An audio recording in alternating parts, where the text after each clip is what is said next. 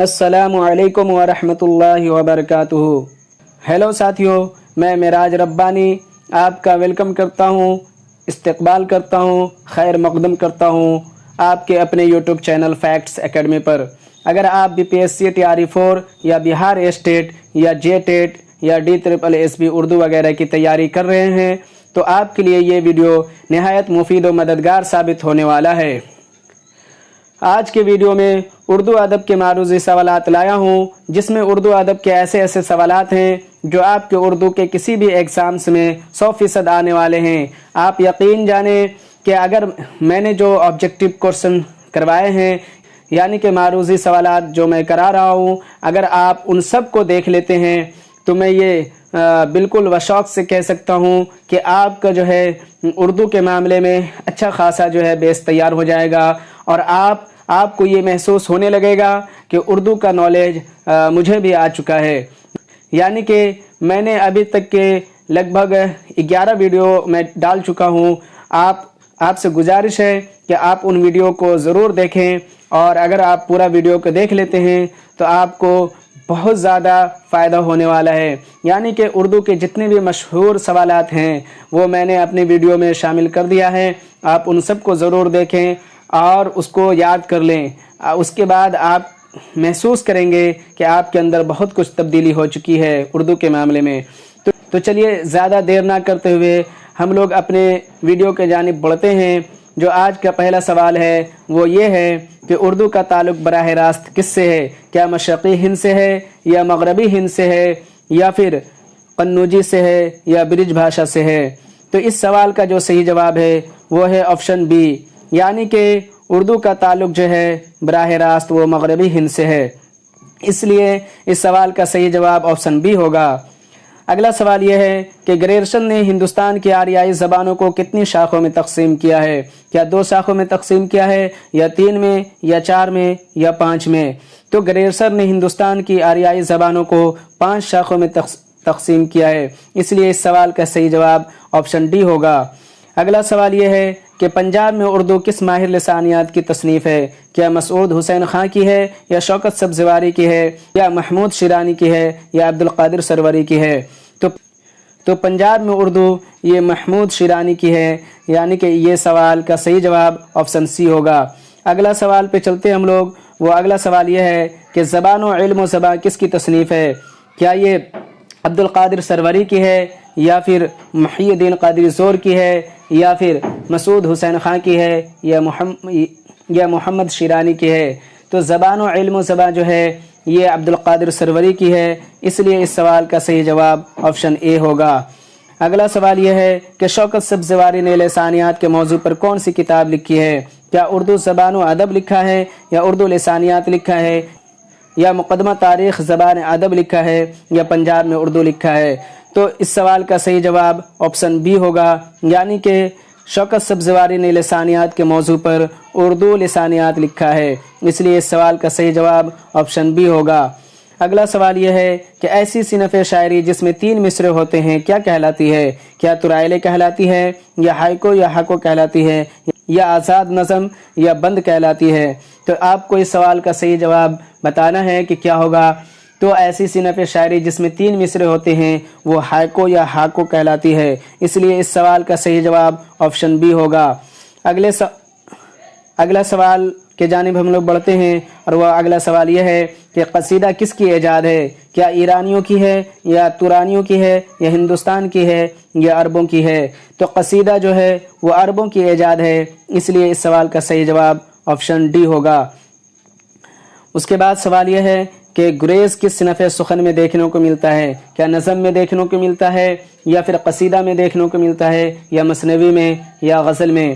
تو اس سوال کا صحیح جواب آپشن بی ہوگا، یعنی کہ گریز جو ہے وہ قصیدہ صنف سخن میں دیکھنے کو ملتا ہے، اس لیے اس سوال کا صحیح جواب آپشن بی ہے۔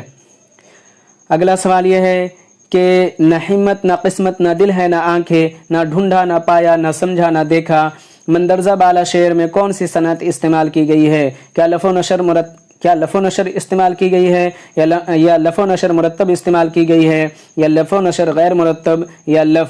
تو اس سوال میں جو ہے تو اس سوال کا صحیح جواب آپشن بی ہوگا، لف و نشر مرتب کہنے کا مطلب یہ ہے کہ کسی شعر کے پہلے مصرے میں جب کسی چیز کو ترتیب سے لایا جاتا ہے اور اسی کے مناسبت سے دوسرے مصرے میں جو ہے ترتیب وار بیان کیا جاتا ہے، یعنی اس کی جو ہے توضیح کی جاتی ہے، یعنی کہ مصرع اولیٰ میں جو وڈ لایا گیا ترتیب کے ساتھ اسی کی توضیح مصرع ثانی میں کر دی گئی تو وہ لف و نشر مرتب کہلائے گی۔ اس لیے اس سوال کا صحیح جواب آپشن بی ہوگا۔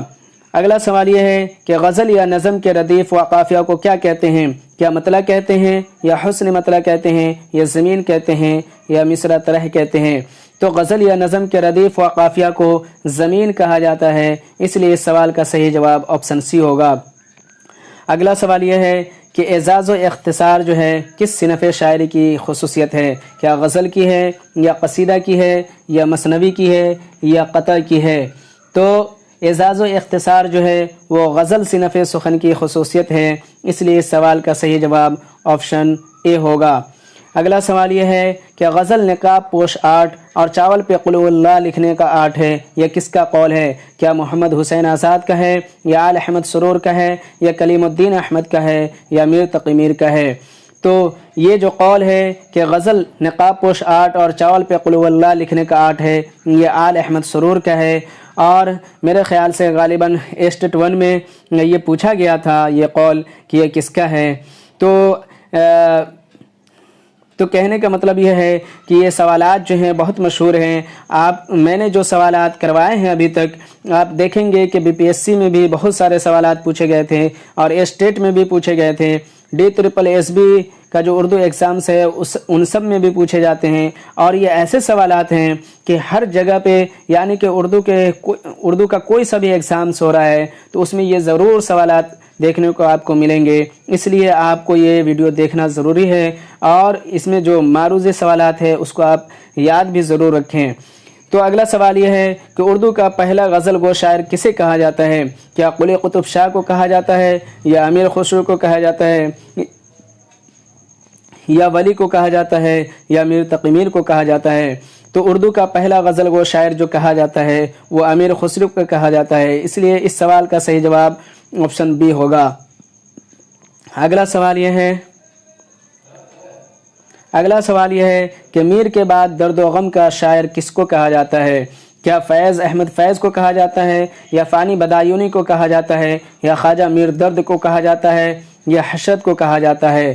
تو میر کے بعد جو ہے درد و غم کا شاعر جو ہے وہ فانی کو کہا جاتا ہے، یعنی فانی بدایونی جو ہے میر تقی میر کے بعد درد و غم کے شاعر کہلاتے ہیں، اس لیے اس سوال کا صحیح جواب آپشن بی ہوگا۔ اگلا سوال یہ ہے کہ ان میں سے کس شاعر کو گیان پیٹھ ایوارڈ دیا گیا؟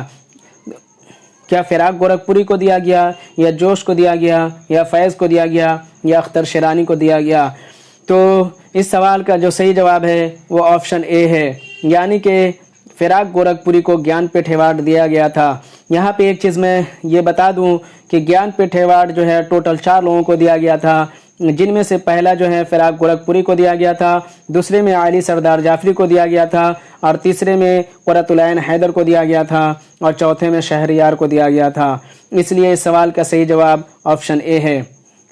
اگلا سوال کے جانب ہم لوگ بڑھتے ہیں، اور وہ اگلا سوال یہ ہے کہ علامہ اقبال کا مزار کس شہر میں ہے؟ کیا سیالکوٹ میں ہے، یا کراچی میں ہے، یا پھر لاہور میں ہے، یا اسلام آباد میں ہے؟ تو علامہ اقبال کا جو مزار ہے وہ لاہور میں ہے، اس لیے اس سوال کا صحیح جواب آپشن سی ہوگا۔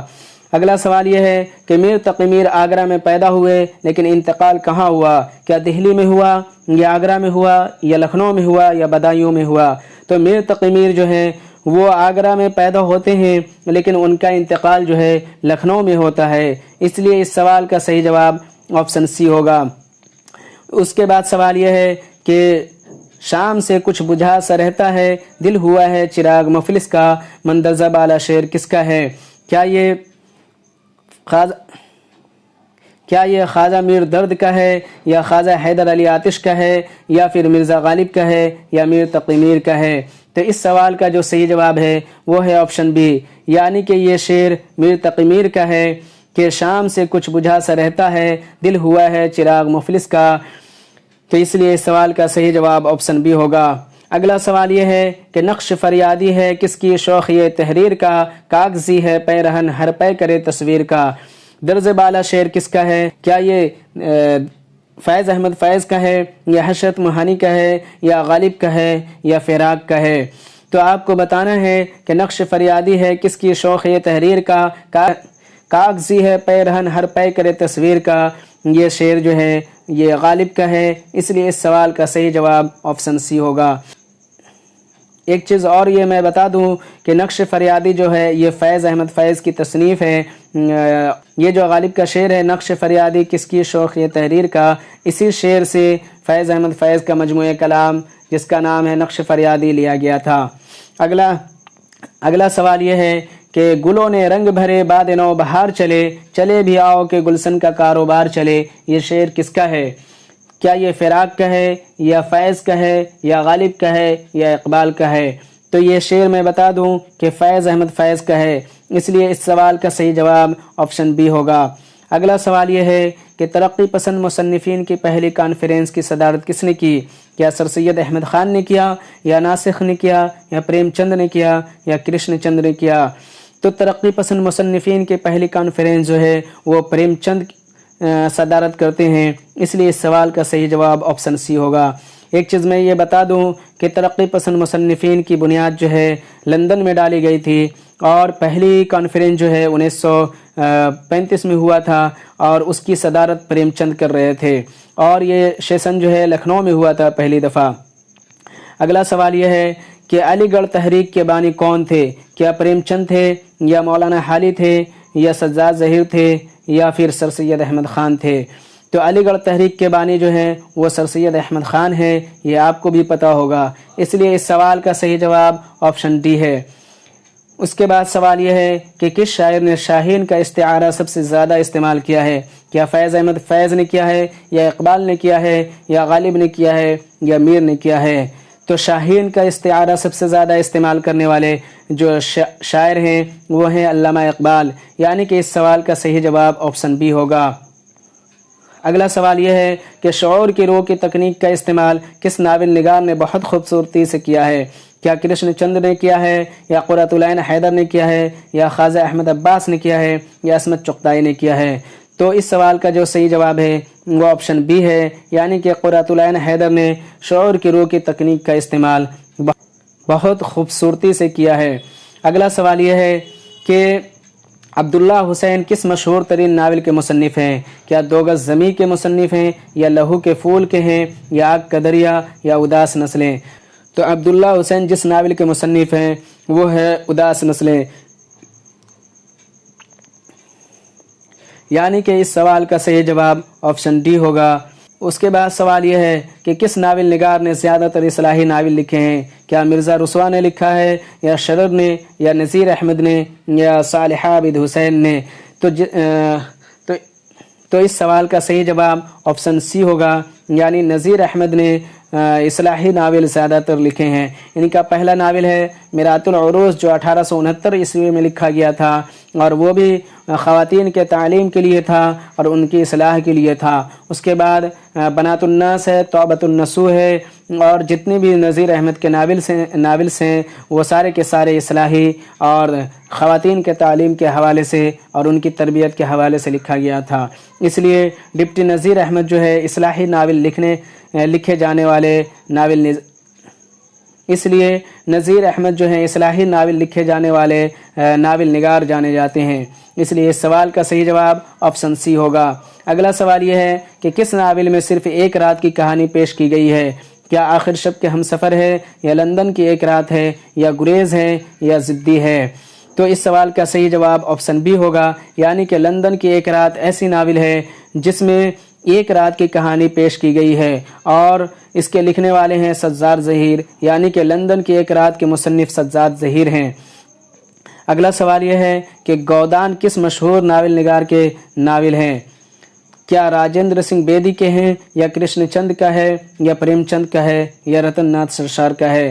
تو گودان جو ہے یہ پریم چند کا مشہور ناول ہے، اس لیے اس سوال کا صحیح جواب آپشن سی ہوگا۔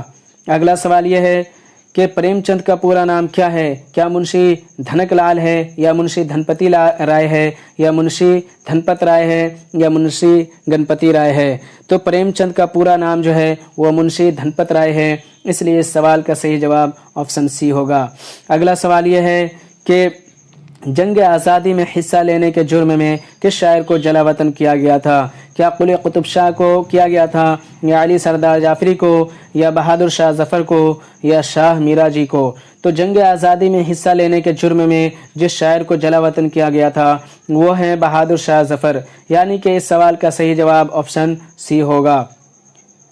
اس کے بعد سوال یہ ہے کہ پریم چند کے اس افسانے کا کیا نام ہے جو 24 گھنٹے کے واقعات پر مشتمل ہے؟ کیا گلی ڈنڈا یا پھر سوتیلی ماں ہے یا عیدگاہ ہے یا کفن ہے؟ تو اس سوال کا جو صحیح جواب ہے وہ ہے آپشن ڈی، یعنی کہ کفن ایک ایسا افسانہ ہے جو 24 گھنٹے کے واقعات پہ لکھا گیا ہے اور یہ پریم چند کا افسانہ ہے، اس لیے اس سوال کا صحیح جواب آپشن ڈی ہوگا۔ اگلا سوال یہ ہے کہ ٹھنڈا گوشت کس کی تصنیف ہے؟ کیا منٹو کی ہے یا بیدی کی ہے یا پریم چند کی ہے یا کرشن چندر کی ہے؟ تو ٹھنڈا گوشت جو ہے یہ منٹو کا افسانہ ہے، اور ٹھنڈا گوشت ایک ایسا افسانہ ہے جس پہ مقدمہ چلا تھا۔ اگلا سوال یہ ہے کہ گردش رنگو چمن و چاندنی بیگم کس کا لکھا ہوا ناول ہے؟ کیا عبداللہ حسین کا لکھا ہوا ناول ہے یا انتظار حسین کا یا عصمت چغتائی کا یا قرۃ العین حیدر کا ہے؟